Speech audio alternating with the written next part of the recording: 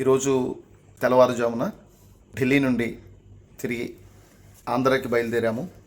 ఈ 4 దినాలు ఢిల్లీలో వివిధ నాయకుల్ని కలిసి క్రైస్తవ సమస్యల్ని రిప్రజెంటేషన్ రూపంలోనూ వ్యక్తిగతంగా వివరించడానికి దేవుడు మాకు ఇచ్చిన అవకాశాన్ని బట్టి ప్రభుని స్తుతిస్తున్నాం. మీరు మా కొరకు ప్రార్థన చేశారు. Thank you. ఢిల్లీ రైల్వే స్టేషన్కి వచ్చాం. టికెట్లో ఉన్న అడ్రస్ సరిగ్గా తెలుసుకోలేకపోవడాన్ని బట్టి ట్రైన్ దాటిపోయింది. 4 టికెట్ల మీద 10,000 రూపాయలు పోయాయి. అలా ఎయిర్పోర్ట్లో టికెట్స్ ఓకే చేసుకోవడానికి ఉన్నాము.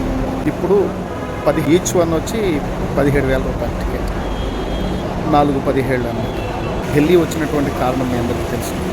బాధ్యత కలిగినటువంటి క్రైస్తవ నాయకునిగా, ఒక ఆర్గనైజేషన్ ప్రెసిడెంట్గా నేను మా టీం ఢిల్లీ రావడం జరిగింది. ఆంధ్రాలో దళిత క్రైస్తవులు పడుతున్నటువంటి ఇబ్బందిని బాలకృష్ణన్ కమిటీ దృష్టికి తీసుకువెళ్ళడానికి, రెండవ జంతర్ మంతర్లో క్రైస్తవ గళాన్ని వినిపించడానికి, కొంతమంది ప్రముఖుల్ని కలిసి వాళ్ళకి రిప్రజెంటేషన్స్ ఇవ్వడానికి రావడం జరిగింది.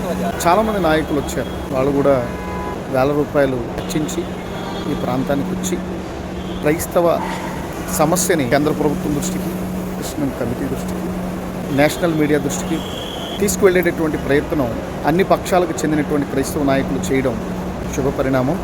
చాలామందికి ఈ ప్రయాస వెనకాల ఉన్న భారం, బాధ్యత ఇది అర్థం కాదు. ఎవరు నోటుకొచ్చినట్టు వాళ్ళు మాట్లాడుతూ ఉంటారు.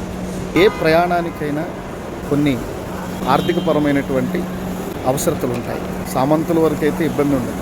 సామాన్యులుగా ఉండి సామాన్యుల గళాన్ని సామాన్యులు భుజానికి ఎత్తుకుని ప్రభుత్వాల దృష్టికి, చట్ట సభల దృష్టికి తీసుకువెళ్ళాలి అనుకున్నప్పుడు ఖచ్చితంగా ఖర్చు అవుతూ ఉంటాం.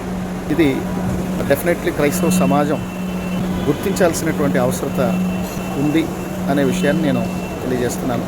మా ప్రయాణం కొరకు ప్రార్థించండి, సహకరించండి.